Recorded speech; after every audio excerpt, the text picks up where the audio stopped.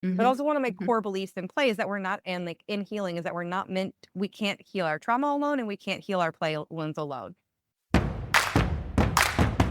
Welcome to the Wild and Finally Fucking Free podcast show. This is a space where truth talking gets real, behind the scenes grit of the future humans is laid bare, and we are celebrating and sharing the real raw stories of change agents, neurosparkly people, the witchy wild women, the deep feelers, the unapologetic sensors, the status quo challengers, and the huge-hearted healers and helpers.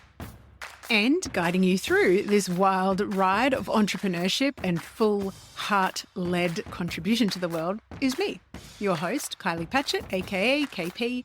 I am a proudly neurosparkly, natural born status quo challenger, and I thrive on helping disruptors, rebels, and revolutionaries find their voices, amplify their message into the world, and harness their raw potential, alchemize it into unleashing your full potency. Not only will I be sharing the behind the scenes of some of the most amazing, most status quo challenging thought leaders, I'll also be lifting the veil behind my own business. In 2024, I 18x'd my monthly income. Still blows my mind to say that. And this year I am leaning into how joyful and fun it would be to shift from 6 figures to 7 figures in a quantum shifting year, all through leading from my full unapologetic voice, my unleashed potency, and with my big, wildly lit up heart leading the way every single step of the way. So together with my guests, I am going to be sharing the mess and the magic, spilling the tea on the identity shifts behind stepping into thought leadership, breaking the ties that bind us, unlearning old patterns, and reweaving brand new ways of living, loving, learning, and leading. We're here to break boundaries, reimagine what's possible, all while collapsing timelines and leading with joy, love, and our fiercest wild woman selves. This is not just a podcast. It is a rebellion. It is a revolution. It is an invitation to join the Mad Hatters collective movement. And by Mad Hatters, I mean all the colourful, creative, gorgeous, world-changing, out-of-the-box humans out there. If you've ever longed to be wild and finally fucking free, this is your sign to lean in. Let's get started.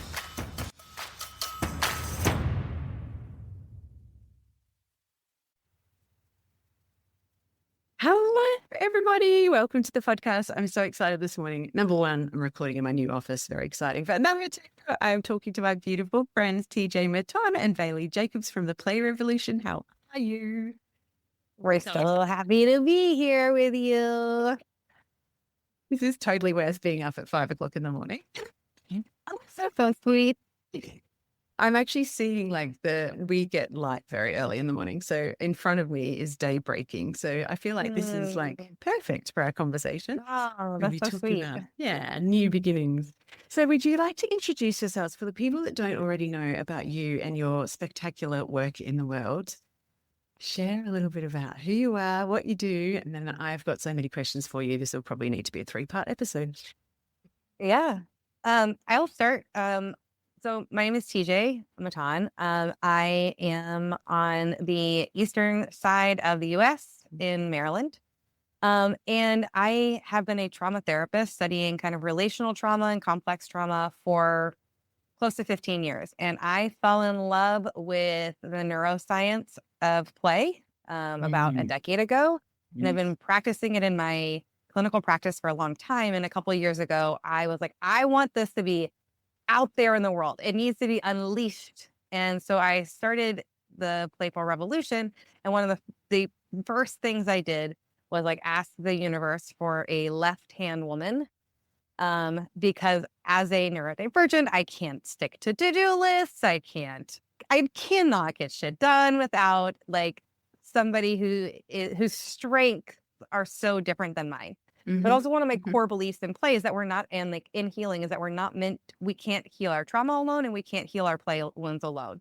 So I did not want to be a solo entrepreneur. So I prayed to the universe in my own hippie ways and We got Bailey. a Bailey. Yeah.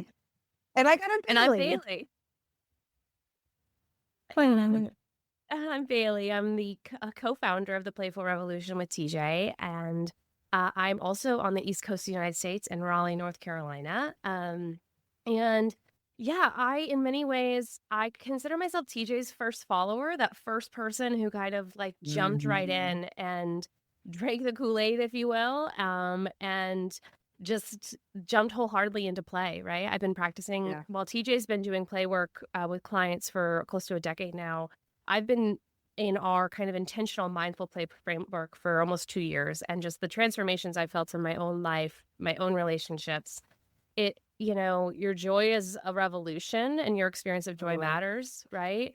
And just the transformation that's taken place in both of our relationships as business partners, but then just being able to share, words are so much of where my joy comes from. I have a background in corporate comms, writing words for other people. And so being able to kind of reclaim my love of story, my love of writing in play, but also in this work has just been so just wonderful to experience. And I'm so excited to be here with you, Kylie, and to be sharing this. Great.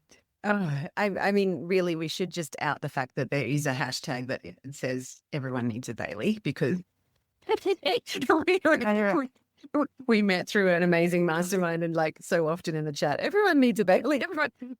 And it's so beautiful to see two women come together with this like dedication to a revolution. And, that's very clearly and consciously chosen as a revolution. This is a revolution that you're building. And to see you guys co-create and just bring your beautiful strengths to the table and allow each other to, do the thing that they most love to do has been such a joy to watch. So thank you for being such a beautiful example of partnership.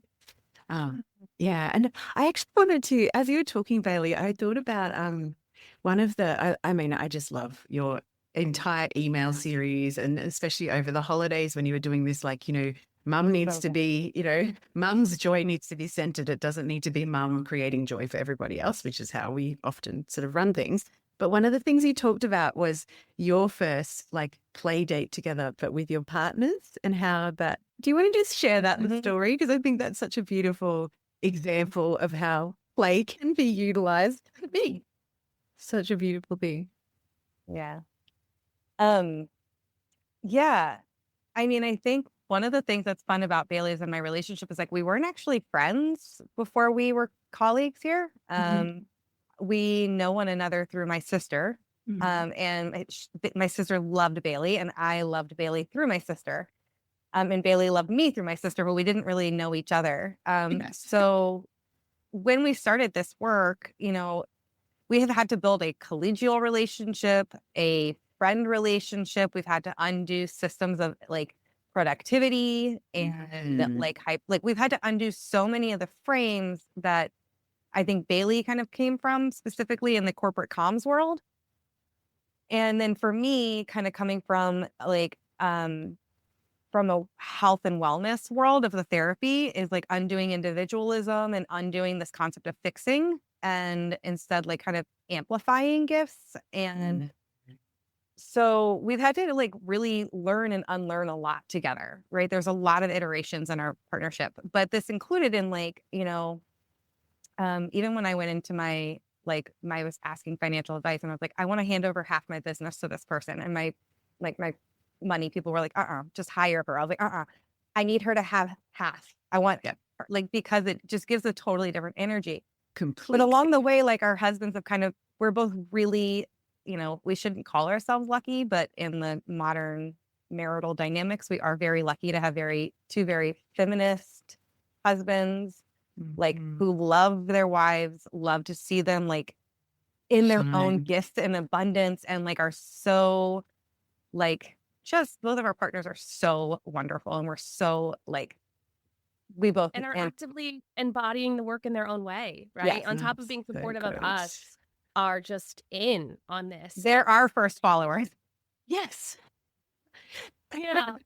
So they hadn't met each other, right? So like we hadn't met each other's partners either, right? And that's a big risk. Yeah, definitely. So we all went out to dinner. Bailey and I went to this business retreat in Vegas. And we and like it was just like it felt like a first date. It felt like a first date. It really was. I mean, like, and so we all like, yeah. What happens if we don't like each other, right? Oh God. What happens So if I find her husband so annoying, right? Like so like much he of is our business. sometimes. Like which version was he gonna be?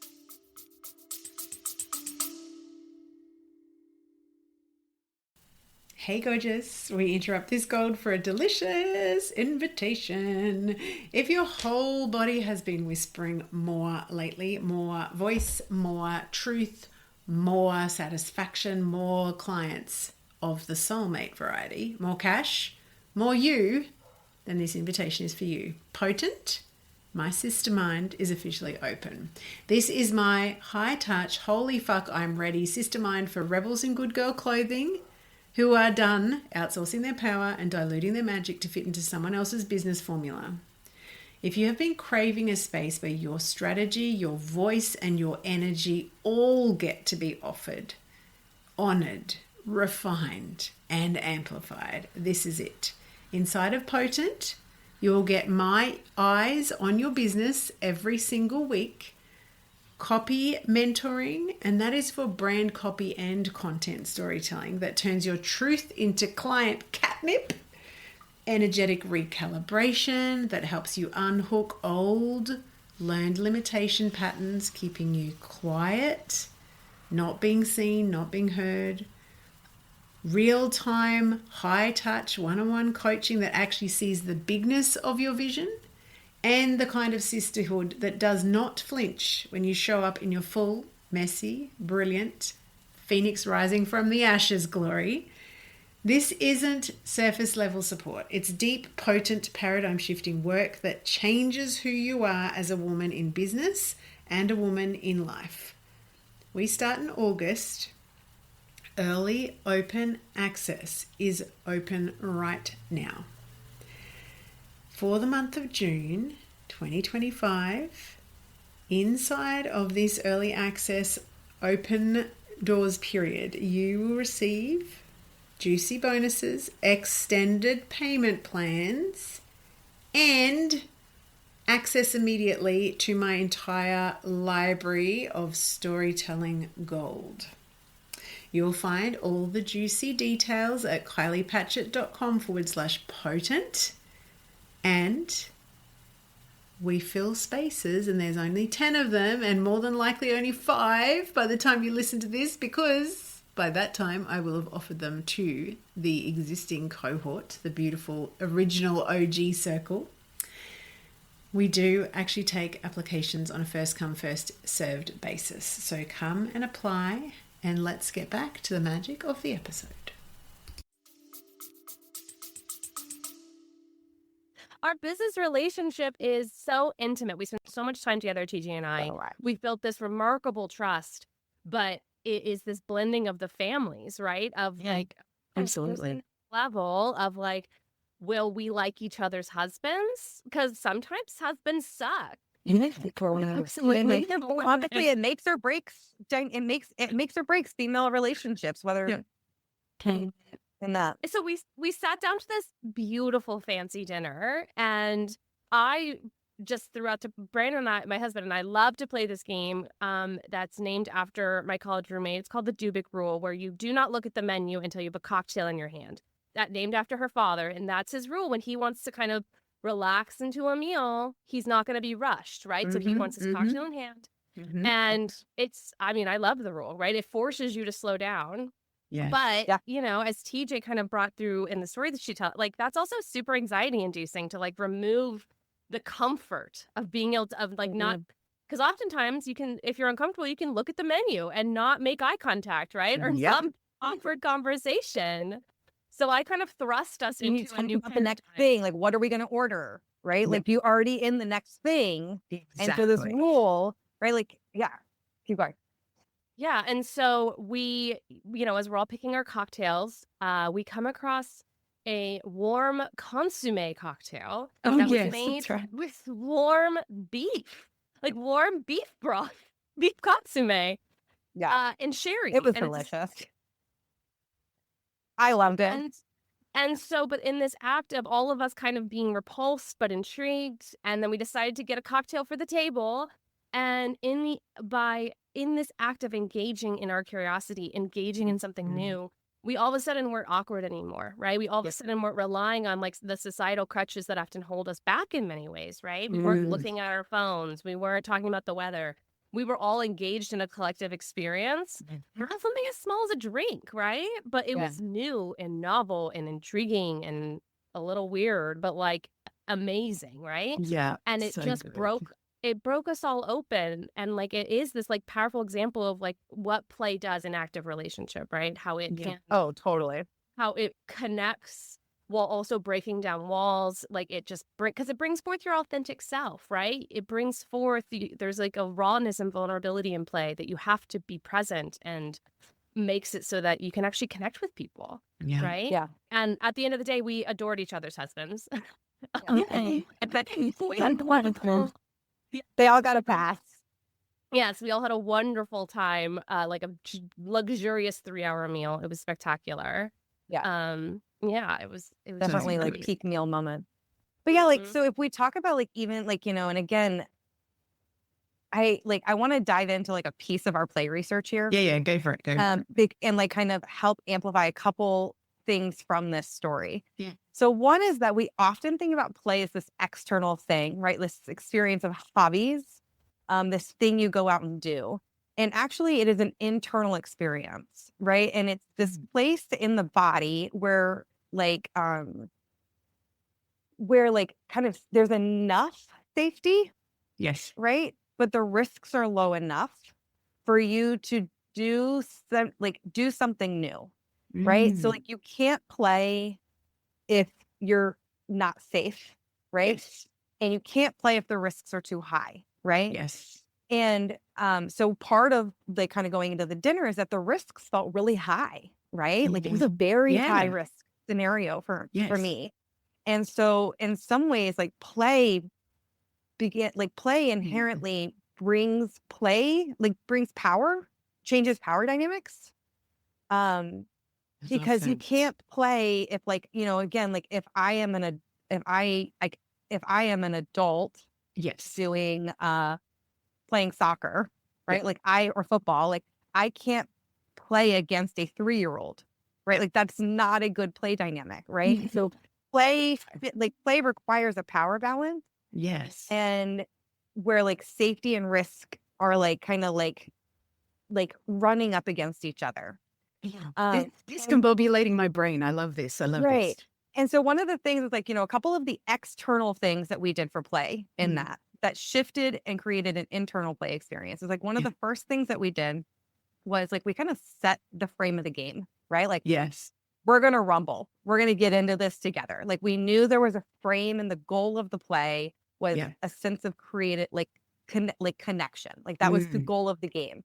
Right. And again, part of play is part of cultivating play is taking it out of this like done checkbox and into like a cultivated, like kind of more non-linear place. Yeah. So like, nobody would have known if we met that goal from an external standpoint, except checking in on each one of our bodies. Right. Yes. Like only we knew if we met our play goals. Right. Yeah. And then we created external things like, we're gonna have this game where you can't open the menu until right. So that external rule, because an external rule can make or break new structures of play. Yes. It can, right. So this external rule of not opening the menu broke a pattern, right? Broke a pattern that created space for new risks to be taken. Ooh, right. And so therefore that's like when we set that rule, it created a space to play a new game. Right. To play the game of connection. And it forces you, sorry, if I'm just following, like I'm imagining myself in this scenario, like even the fact that I can't open the menu makes me awkwardly, but definitely more present. Because I'm like, oh, I actually have to be here. I have to I have to feel how I'm feeling and interact and really notice how everybody else is in this scenario as well. So Yeah, to and me, you realize then, everybody's awkward. Everybody's exactly. like, it's not personal, right? Like, and so then all of a sudden from this external rule, everybody's on the same page of Yes. playing for togetherness, Yeah. right? Yeah. The second external rule or external play we did was trying this new drink, right? Because play is a balance of novelty and risk, like novelty and ritual, right? And when you look at Oh, the fact that we had new people, like we had this very high, for me, high intensity, new people, new dynamics, like this kind of novelty was really high risk. So then we actually collectively took low risks together through trying this drink that diffused the intensity of the risk, right? Like, oh, we can all do new things together, right? Yes. Yeah. So again, play is this place of like, what do we bring in externally that cultivates new internal and like takes us back into the flow of creative living.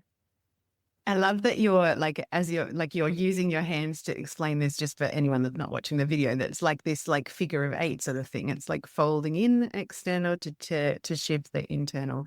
As you're talking, I mean, there's so many things I want to pull out. I think for starters, you're talking about like recultivating play. And I'm like, how have we lost play in the first place? Like that, I feel like that is like this root question that I want to come to. But also, we, like before we started recording, I said to you guys, like, how are you going? Like, America is a little bit wild at the moment, right? It's like the Wild West, or not even, less more than the Wild West. But, and I said, you know, how are you guys? And Bailey's answer was, it's really made me double down on this play being like it's like essential nourishment for me to be able to be okay in amongst what's going on. So I don't know, choose whichever one you want to start with. I think probably cultivation. Like, why did we lose it in the first place? How are we trained not to play? So I think one of the things to maybe start with that feels like an important education point is that play is a primal drive. It's a homeostatically driven drive in the body. Yes. Meaning that we like sleep, hunger, and thirst are homeostatically driven drives, as is play. Yeah. So we are either play nourished or play deprived, right? But we are never void, like we aren't void of play, but it gets sort of repressed and like ensnared and lashes out. It is seen like oftentimes, like the way I work in my own like mental health practice is like looking at where people's mental health symptoms align with their with their play drives. And so I think that's one thing to like when we talk about like how do we recultivate play, is understanding that like play is again not this external thing we do. It's a cultivated, like you can sleep and not rest. You can do hobbies and not feel like fulfilled. Yes, you can. You know, you can go to socialize and not feel connected, right? Like, and again, play is like the way we teach play is from this internal cultivation standpoint. And I think one of the primary ways we lose it is by giving external frames, like external things, so much weight and power and validity. Right. So like, at least, you know, you ask somebody like, oh, how was your run? And they're like, oh, great. I ran 5 miles today. Right. Like that doesn't actually answer the question. No. Right. Like, how was your run is like, oh, it was so wonderful. I felt breath in my chest and my body was in motion. Yeah. Right. So we give a lot, you know, one of the ways we lose it is simply by kind of like this structure of externalization and the highlighting of what do you do? How did it work? Versus like asking people for their internal experience of a moment. Yeah. No, and let's just sorry, TJ, to jump in, but no, like, I wanted to kick it to you. That's as intended by society, right? Absolutely. Even framing of we give to external, like no, those external pressures are on us from a young age, right? 100%. And it's about, you know, when we talk about the run, for example, right? Well, that's productivity culture, right? Yeah, that's what I was about to say. That's the output, right? We are from a young age that it's the output, not the process, not the feeling that matters, right? It is fitting into societal standards that matter, right? It's conforming in a, capitalistic white supremacist society. That's what matters. And so over time, your play is just because society doesn't care about your joy, right? So over time, it's just slowly and slowly whittled away as you continue to do what's right by conforming. And, so like when we talk about recultivating play, sometimes oftentimes shame and grief will come up, but Absolutely, always. Always, but people need to understand this is like 20, 30 years in the making here, right? Yeah, Like this is exactly. not something you're going to undo because we've been conditioned to act this way. We are supposed to act this way, which is why it's revolutionary to step out of that system and to reclaim that internal experience. Yeah. Yeah. And TJ, go ahead, Sorry. Miley. Sorry. No, sorry. I just, as you were talking, like to me, as soon as you gave the running example, I'm like, oh my God, it's all the same pattern, right? Like it's so funny. As I'm writing this book about disruption, I'm like, this is all the same freaking shit. Like I've talked to people in the beauty industry, like about, body imagery, about, dealing with trauma, like all of these different things. And it's like the key overlapping issue is a system of oppression that measures us in our output and our productivity, and teaches us that our worth is connected to those things. And so, yes, everything else gets devalued. And even when you're saying like, it's 20 and 30 years in the making, I would argue it's generational by the time, like, because I'm just thinking about, I never saw a well-resourced, playful woman ever. Absolutely. Like That's a lot of what we talk about. Like, And like that playfulness, like while it is a primal drive, right? It's also a skill. It's also a privilege, right? Yes. It is not like, and we talk about, like it's a play, it's a skill, it's a privilege, it's a human right, but it's also something that we learn is passed down, right? And we have generations and generations of both for men and women, the loss of their playful selves and in different ways. And like not knowing really what that looks like in an everyday body, right? And again, this is a big part of why we really, I struggle to kind of teach people, like give people, like for as much as I've taught play, I struggle giving people like play homework and like things to go do, because we are so focused on this, like the intellectual and somatic experience of play. So, one of the things we were just talking about is like kind of the impact of like systemic, like pressure, performance, perfectionism, and how our culture like values more like definitive play, right? Like things that are out there, things that you can prove, right? And similarly, like, this can come in things like Legos, right? Like where you have something to show, puzzles where you have something to show. And we have this idea of kind of like this kind of close-ended and like finite play that has a clear open middle and end. And then you can kind of often hand it to somebody as like proof. Versus more infinite play where like the game is ongoing and ongoing and ongoing. And it's incredible. And while both play is very dependent on the internal person's experience, infinite play rarely has something to show for it, right? And so it requires us to listen to somebody and to believe them.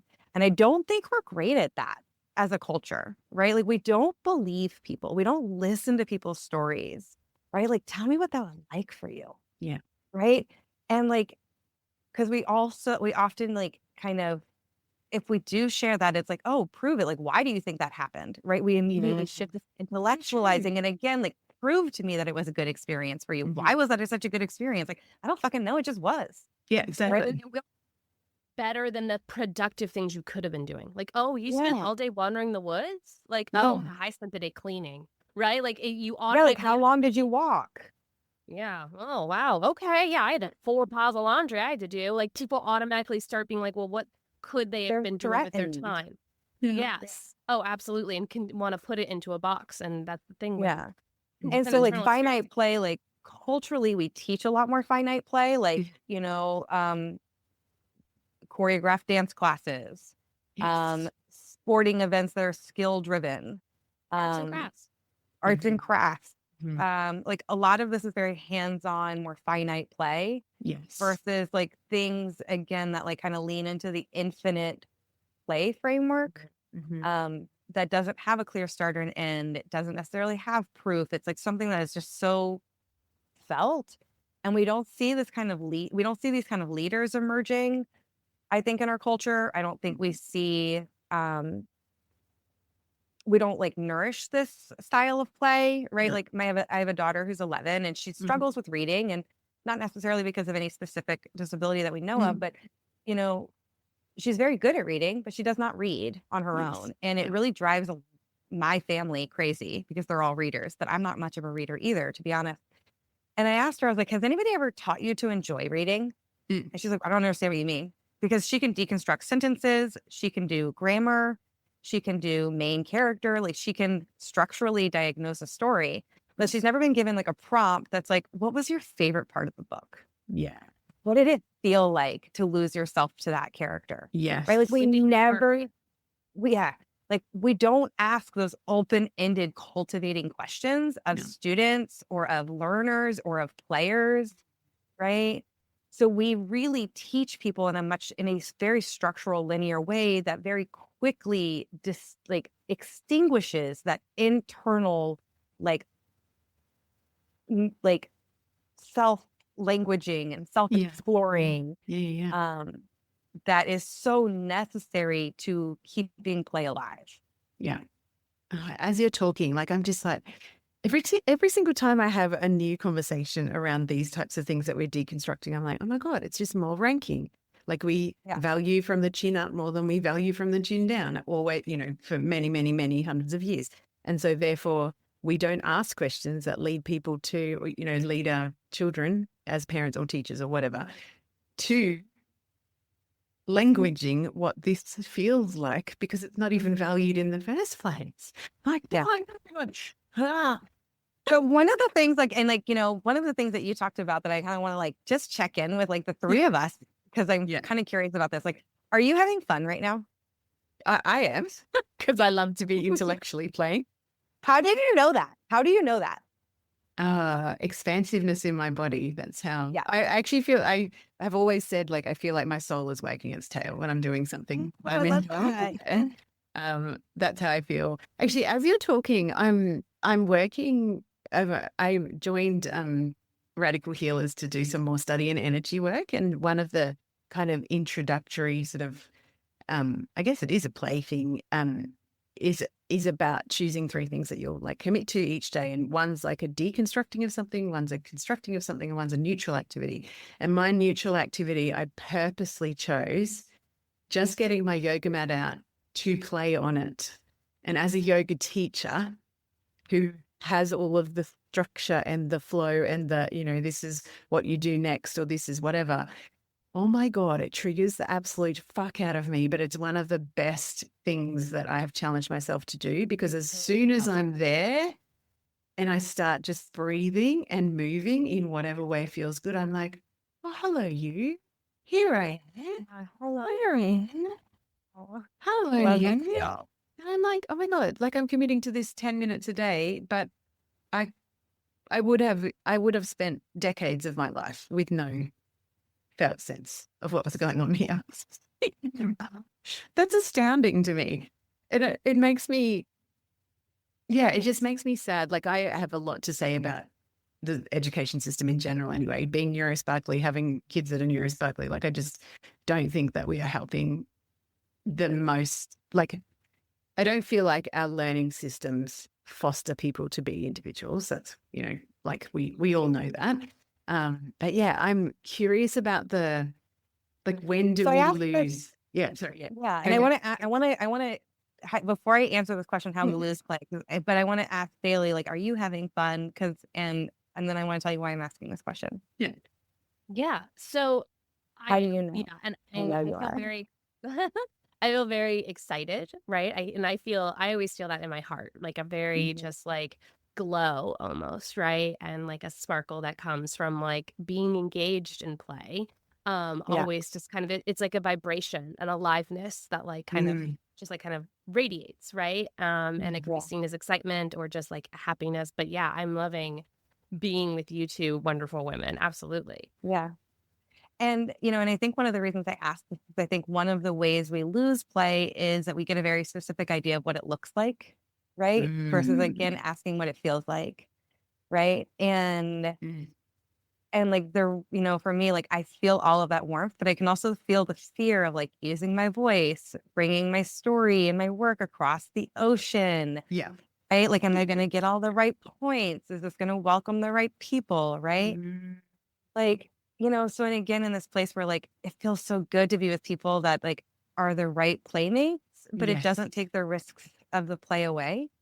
Right. And I think one of the ways that women in particular lose play is we get this image that we have to be this like very extravagant, joker, funny, theatrical like way. When again, that is just one style of play. It is not like everybody's play experience. And so one of the ways again to begin to recultivate and reclaim play is like just throw the fucking story that you have about what it is away. Like just throw it out the fucking window, right? Like it's wrong, right? Yeah. If you have the word play come up and you have a very specific like book cover to it, Yes. like that's not it, right? Like any sort of sense of expectation that feels like a threat to the body or the body can't see itself within, it's just not the right definition. Because again, play is this primal drive. Like you are meant to be playful. And part of recultivating the play experience is reclaiming your own internal language, your own internal experience, like, and writing your own like narrative of what play is for you and your body and in your life and in your community. So I asked this question because like I don't think that it look necessarily like when people listen to these kind of podcasts, they're like, well, why aren't they playing? Why aren't they laughing more? And like, and again, if all of us are enjoying ourselves, all of us feel engaged and enjoyment, then we're in the play state because that's what play gets defined at is like feeling engaged with enjoyment as its kind of like central compass experience. But in that level of engagement comes with like a sense of like, oh, this feels a little risky to be alive like this, right? Like, this isn't what the books taught me, right? Well, And outside of the books. Yeah. It's a dropping into presence, right? And I think that's also where a lot of the risk comes in, right? We have so many protective patterns in place, right? Just from existing in society. And I think that it's that aliveness and that being present and connected has vulnerability with it too. Along with it. 100%. Actually, you're making and me. again, go ahead. Oh, I was just, as you're talking, Bailey, what I'm being reminded of is I had a coaching call with my mastermind the other day, and we were talking about this self-monitoring part that is often, particularly when we are not in our, true authentic self, like fully, in ourselves, like this monitoring part that's like, am I doing this right? Am I this? Am I that? Am I whatever? And as you're talking, I'm like, oh yeah, when I'm not in my authentic self, I'm not able to access things from a true enjoyment or it's like I can't squeeze the juice out of things because there's this part of me that is like monitoring whether I am doing it right. And as you're talking, TJ, like about the risk, like I definitely had like I haven't been podcasting for a few weeks now, and even just thinking about like starting, I'm like, oh, am I going to be like, I love podcasting, but am I going to be able to just slide back into interviewing, that type of thing? And I'm like, well, it doesn't matter. And I think then that when you were saying about safety before, because I know you two like quite well, so there's a sense of safety of like, oh yeah, I can feel this riskiness and the edge of, that little bit of nervousness, but still be present and enjoy because I do have that safety. Whereas if it was two people that I didn't, more than likely there would be less presence going on. And can I pull something out that you just said that is, I think, interesting? talking about like, oh, am I going to be able to like slide right back into podcasting? Like, oh, it doesn't matter. But like, it does matter. And like, that's why you're worried about it. Like, that's why you're monitoring it, because like you want to be a good storyteller. You want to be a good story cultivator. Right. So like, I think there's also this kind of like shift that we've done in like kind of pushing away the monitor. Right. But like actually that internal monitor is also often the part that pushes us towards play. Right. It's the part that says like, this isn't working. Right. Like this isn't working. Something's not clicking. Like I'm not feeling my joy. Right. Like it's a puzzle. Right. Like we have to have an intellectual player involved in order to cultivate new patterns. Right. Because like that's a kind of sense of self-leadership. Right. So like it's not about like kind of getting rid of the monitor, but like identifying like the quality of monitoring. Right. The kind that like encourages us and inspires us. And again, I think it's really easy for us. Like we've kind of easily as a culture just been like, oh, like this doesn't matter. Like it's going to be fine. But like a lot of the time it does matter. And play is like, it's okay for things to fucking matter. Like it's okay for you to feel nervous that you might not slide in because like this shit's important to you. Yes, very much. Yeah. So it's, I think play is also this place of like linking self with meaningfulness. Yeah. What are you going to say, Daly?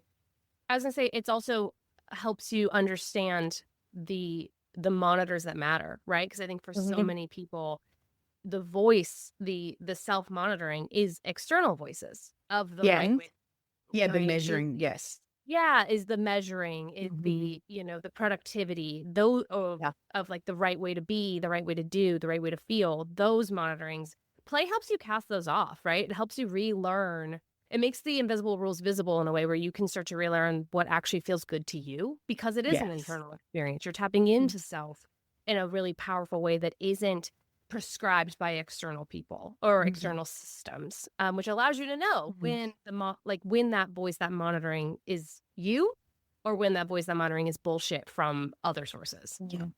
Like whether it's a cultural, so one of the things I wanted to like also kind of circle back to, like, as we talk about these pieces is like, how do we lose play? Right. And we've talked about some of like the structural pieces and like, because it happens in all different levels, like, right. Like cultural systemic issues, educational issues, community issues, family systems issues, intergenerational issues.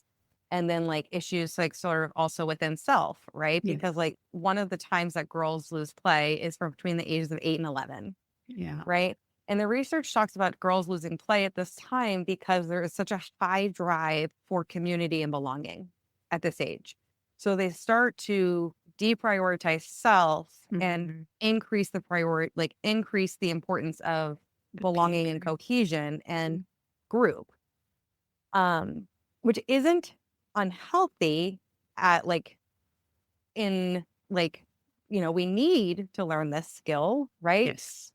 And it's a time that when we aren't teaching actually people the balance of like self versus other versus together, right? Like right now, each of us is having our own individual play experience. Yes. That we are bringing into a collective experience. Yes. Through the medium of a podcast, right? So there's levels and layers to the play.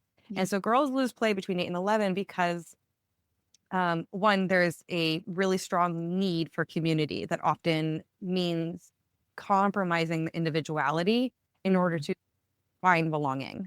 And this is just developmentally necessary, right? But does mean that there is a loss of individual play without necessarily a cultivation of good group play dynamic, right? Because this is also the age in which performance and perfection turn on for girls, right? Because intergenerationally, this is the age that girls would start like tending to the house. Yeah. Right. They become parentified. The expectations go out like through the wazoo for no reason. Yep. And so kind of within the family systems, like culture, like play was lost. Within our education system, play gets lost. This is a time where, at least in the US, they start actively grading versus like grading being not mattering. And like culturally, the rise of expectations. And then in this age, the push for girls to get good at something, to look good, to be like to perform. Yeah. And so it's not necessarily wrong that we lose our individual, like that we move into collective experiences, Yes. but it's the loss of balance where every system is saying, lose yourself to these standards. Right. Oh, And my so, Lord. and this So is something much. I see, and this is where and then I'm going to come back and answer this question a little bit about like how do trauma and play blend together. But I also want to talk about boys and their loss of play, because I think this is really essential that we understand that boys lose play at 5 and 15. And these are often the ages in which boys are encouraged to step into more powerful dynamics of themselves. Yeah. Right? Like they're encouraged to minimize their emotions and their vulnerability at 5. And they are encouraged to become like kind of pursuers and daters and like men at 15. Yeah. Right. Man up. And so these ages at 5 and 15 are often like losses of play for boys and it has to do with power dynamics and being pushed into overpowering or into power as a structure versus empowerment that would come from within. From within. And part of the importance of play dynamic is that actually nobody has power. Right. The power is in the collective. It's like there's an openness to receiving and like letting play be moved by the medium you're in or by the person you're with. That like I'm never within a play state, you're never certain. Like you're never sure. Because like that is part of opening the body up and the heart up to the play experience. And men have been pushed into really high standards of performance, power, like knowing, expertise. That is horrific on their capacity to build vulnerable, embodied relationships that are necessary in our cultural health and to play. And so men and women are wounded differently based on gender dynamics and at different ages. And I think it's very easy for us to focus on women's play, but like, again, we're all in the same fucking game. Like we're all in this game together. Everybody's suffering together from this loss of play. Like, and when we cultivate our own play, we give permission to our people to become different versions of themselves. Yes. Yeah, absolutely. I want to pull a thread that it was one of the first things that you said about you said about like if we don't satisfy the drive for play, it comes out in different ways. And you just put out a post on Instagram about like the anger drive, and I'm like, I really want to go down this track of like if we don't satisfy this need, like this primal need, same as sleep or thirst, etc. What can happen? Like what do we see at the end game of this like deprivation? Really, is what we're talking about. I mean, I can answer that, but I'd be interested. Like, what do you think? When you look back at like you're cultivating play, as you're recultivating play in yourself, like what did it look like? Depression, anxiety, soothing with food, being passive aggressive, picking fights with my husband. Yeah, lots of really dodgy, unhealthy, emotionally shitty ways of trying to get rid of whatever was in me. Your brain needed to engage in something, right? Our brains need activity. Our brains need engagement. And when you play, you are engaging your brain, your body, your heart, the system for your enjoyment. You're orienting towards joy.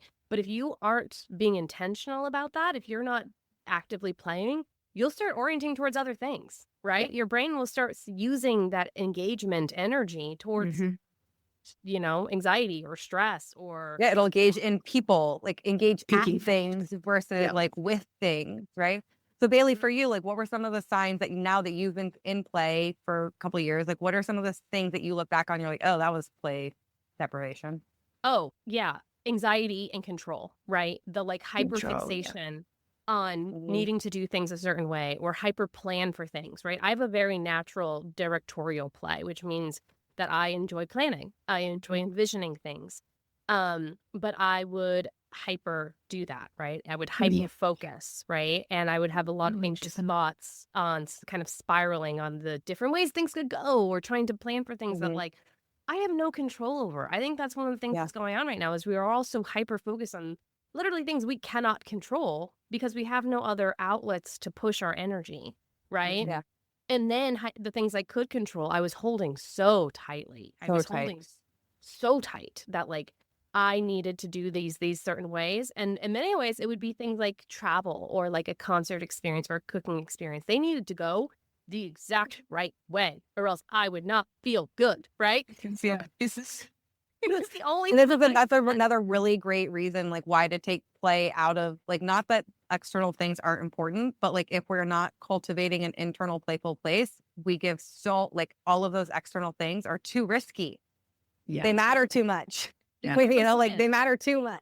Too much. So for me, like my play deprivation, like Bailey said, like she's a little bit of a planner. Like I love being in my body. I've always really loved sports. I've loved playing, being really physical. And so my play deprivation looked like kind of getting really obsessed with certain sports, often to the point of chronic injury, like pretty horrific injuries of like overuse of my body. I was also an alcoholic and like used like alcohol as this way to like feel free in my body. And so like those, as I recultivated play, like one of the first places that I like really started to like hone in on was like what engagement and enjoyment felt like in my body. And like, so that because like, and really kind of really challenging this part of me that would lash out through and like kind of get obsessed with certain things to the point of losing myself. Because that's a thing that's interesting about play is that you lose yourself to play, but you don't actually lose self, right? Play is regenerative, where like, again, you don't always know the purpose of it. You don't know why you're following your impulse. You don't know why it's like you're getting called in this direction, but it cultivates a sense of trust in yourself over time that like no play gets lost, right? Like no play goes unused, but we are not in control of its use or of its growth, right? And so like for me, like, my play deprivation looked a lot like very highs and lows in my emotional landscape because and a lot of really intense physical outlets that would cause harm for me. Yeah. You know, so again, like people's different, you know, for you, like, you know, and all of these are things that are signs of play deprivation. And when we look at how play can be seen in mental health symptoms, you know, we've got a good collection of DSM between them. We have. Yeah. You know, which at this point, like when I go, I don't carry a diagnosis anymore, which I'm not saying as like I do carry an ADHD diagnosis, but like I've been diagnosed as PTSD, chronic depression, anxiety, bipolar, right? Like I've had a strong history of diagnoses and not a single person in my current clinical history asked me if I was playing or like explored play deprivation versus nourishment in my clinical frame, right? This was something I found in my own work. And I don't know if I have heard of anybody being asked, what is your play experience like? I hear people being asked, like, what do you do for fun? But that's, again, not the same as play. No. Play is different than fun. Like fun emerges from play, but that's not the on-ramp for people. That's an expectation. And it's also a stupid thing to say to someone who's like chronically depressed, go and have fun. Like when you're chronically depressed, you know, like even now as somebody who's like all in play, like when somebody says that to me, I'm like, oh my God, get the fuck out of my face. Yeah. Like it's pressure. It's a called question. Yeah. So much pressure. I'm astounded. Like, I mean, part of me is not astounded because I used to be a sleep and respiratory scientist. So, you know, experiencing life as a medical scientist in a hospital system, which again is a broken system based in a hierarchical, you know, fixing model where we, you know, medicalize and rank and whatever. But I'm going to say it anyway. It astounds me that something that is a primal drive is not being centered in a therapeutic context. Yeah. Like, how can we not be talking about that? And it also... we ask people about sleep. We ask people about nutrition. We ask people about like some of these other core pieces, sometimes we ask people about loneliness, Yeah. right? But we don't actually Connection. teach people to play again. No. We just expect that they know how. Hence the Or revolution. that they'll figure it out. They'll just figure it out. Right. And I would say we're not even telling adults, we're not even putting an expectation on adults to do that, right? There's so much research. And I'd say one piece that a lot of people get tripped up on is there's so much research now about how important play is for children that parents often even get re-traumatized or re-triggered by play, by seeing their children play, because there's so much pressure that my child must play well, right? There's so much pressure now that it's so important. I must make sure I'm cultivating play in every moment of their lives. But you're not modeling it for them anywhere, right? Yeah. So people are so disconnected and play deprived that there's no modeling. And also there's so much pressure on the adults in the room to create play when they don't even know what that brings them joy. Exactly. Yeah. Your kids don't need you to play. No. Right. They don't need you to play. Right. They actually need you to get the hell out of their play. Yes. Most of the time. I mean, they don't want you out of the relationship, but they don't need you in their play. What the greatest gift you can give to your child is the thing that all three of us have already referenced, is that we never got to see a healthy adult in their play. Right. Definitely and so it's what an incredible gift from my kid to not be afraid of becoming an adult, because I get to take different kinds of risks, and I got a little bit more money than you do to take. Yeah, exactly. I get to nobody's putting me on a bedtime, you little, I know, for real. I tell my husband, I was I need that. Be to bed. Late 30. But again, how beautiful it is for kids to not be so in such an astounding level of grief of losing childhood, so afraid of becoming themselves, afraid of becoming adults.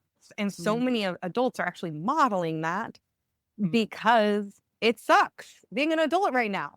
Adulting is fucking worse in our culture right now. Yeah. There's no joy at all, right? No joy.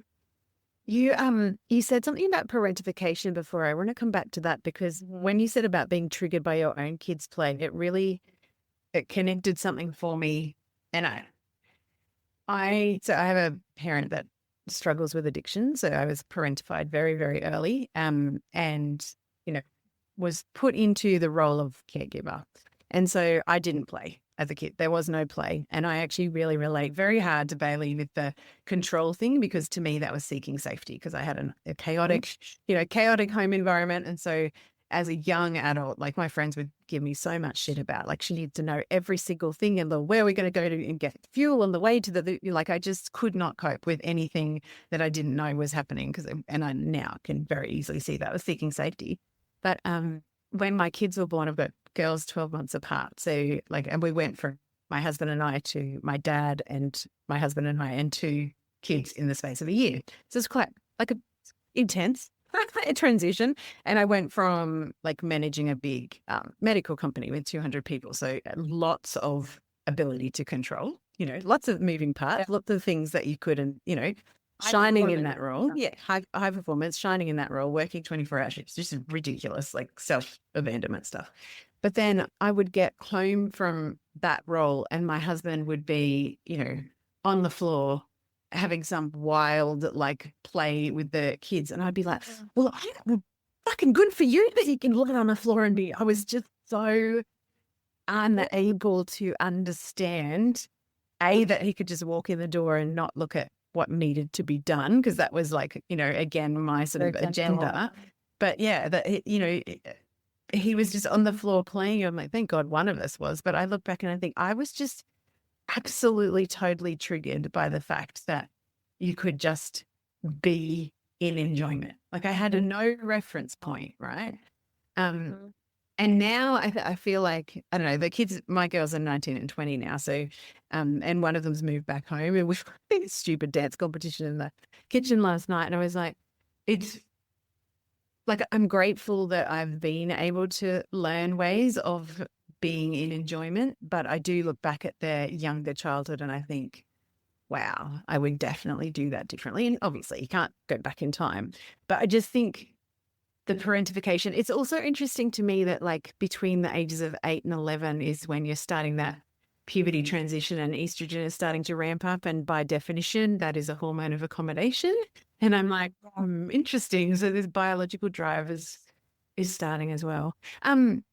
Bailey, when you were talking before, you said a particular type of play, and I'm interested, like, can you kind of capture, because I do think when you said before, play is X for people. And if we've got an X around it, it is more than likely not actually play. So can we talk about some different types of play for people that are listening going, oh, I don't know then? Yeah. Well, so I was referencing one of the. There you go, beautiful one. Another delicious, juicy, truth-talking episode with a disruptor rebel or revolutionary sharing the identity shifts and the mess and the magic of leading right on the edge of your expansion and going first as a visionary leader, as a woman creating a business and inviting people to completely new ways of learning, living, loving, and leading. It is not lost on me that you have invested your time and your energy in listening to the show. I am so grateful for your beautiful heart, for the work that you do in the world.